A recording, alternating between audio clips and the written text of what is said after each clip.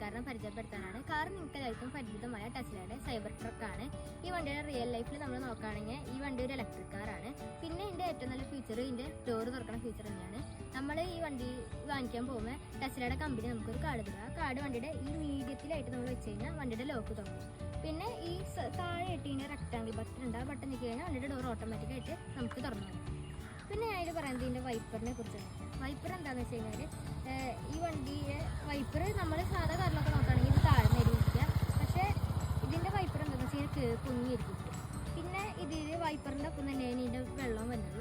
പിന്നെ അതിൻ്റെ ഫ്യൂച്ചർ എന്താണെന്ന് വെച്ച് കഴിഞ്ഞാൽ നമ്മുടെ സാധാ കാറിൻ്റെയൊക്കെ ഇവിടെ ആയിരിക്കും വെള്ളം വരുന്ന സാധനം. പക്ഷേ നമ്മൾ ചില സമയത്ത് വൈപ്പർ വർക്കാകുമ്പോഴേക്കും ചിലപ്പോൾ വെള്ളം വന്നിരിക്കില്ല. അപ്പോൾ നമുക്ക് മഴ പെയ്യുമ്പോഴായാലും ബുദ്ധിമുട്ടാകും.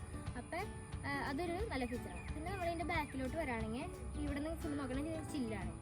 അപ്പം നമ്മൾ ഇവിടെ ഇട്ടിട്ട് ബട്ടൺ ഉണ്ട്. ആ ഒരു ബട്ടൺ നമ്മൾ ഞെക്കി കഴിഞ്ഞാൽ ഈ വണ്ടിയുടെ ചില്ല് ഇവിടെ നിന്ന് തുറന്നു. പിന്നെ ഇവിടെ ഇട്ടിട്ട് ബട്ടൺ ഉണ്ട്. ആ ബട്ടൺ ഞെക്കി കഴിഞ്ഞാൽ ഈ സാധനം തുറന്നു.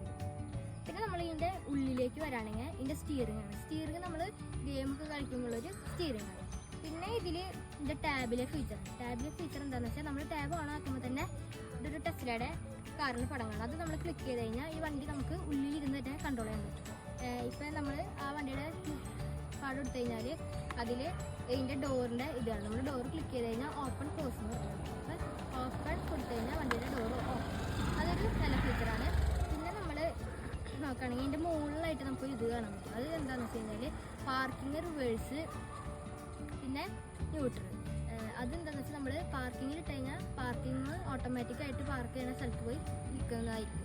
പിന്നെ ന്യൂട്രൽ എന്ന് പറഞ്ഞാൽ നമ്മൾ കാർ തന്നെ ഓട്ടോമാറ്റിക്കായിട്ട് ന്യൂട്രൽ ആയിരിക്കും. പിന്നെ ഇതിൽ പല മോഡുകളിൽ ഓടിക്കാൻ പറ്റും. Normal mode, off road mode, sports മോഡിൽ നമ്മൾ ഇടുകയാണെങ്കിൽ വണ്ടി ഭയങ്കര വെയിറ്റ്ലെസ് ആയിരിക്കും. പിന്നെ നല്ല പവറായിരിക്കും. പിന്നെ നല്ല സ്പീഡിലും ഈ വണ്ടി പോകും. നോർമൽ മോഡിൽ ഇട്ടാൽ നമ്മൾ സാധാ കാർ ഓടിക്കുന്ന പോലെ തന്നെ ആയിരിക്കും.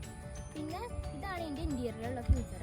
പിന്നെ ഇതിനെ പുറത്തേക്ക് നമ്മൾ ജസ്റ്റ് ഒന്ന് നോക്കുകയാണെങ്കിൽ ഈ വണ്ടി ഹൈറ്റ് ഒക്കെ കൺട്രോൾ ചെയ്യാൻ പറ്റും. എന്ന് വെച്ചാൽ നമ്മൾ ഭയങ്കരമായിട്ട് പൊക്കി വയ്ക്കാനും പറ്റും. പിന്നെ മീഡിയത്തിൽ ഇടാനും പറ്റും. പിന്നെ ഭയങ്കരമായിട്ട് താഴ്ത്തി വയ്ക്കാൻ പറ്റും. പിന്നെ ഇതിൻ്റെ ഫൗണ്ടർ ആരാന്ന് വെച്ചാൽ എലോൺ മസ്ക് ആണ്. എനിക്ക് ഈ റിവ്യൂ ഇഷ്ടപ്പെട്ട നിങ്ങൾ ലൈക്ക് ചെയ്യുക, ഷെയർ ചെയ്യുക, സബ്സ്ക്രൈബ് ചെയ്യുക. അടുത്തൊരു വീഡിയോ ആയിട്ട് വീണ്ടും കാണാം. ബൈ.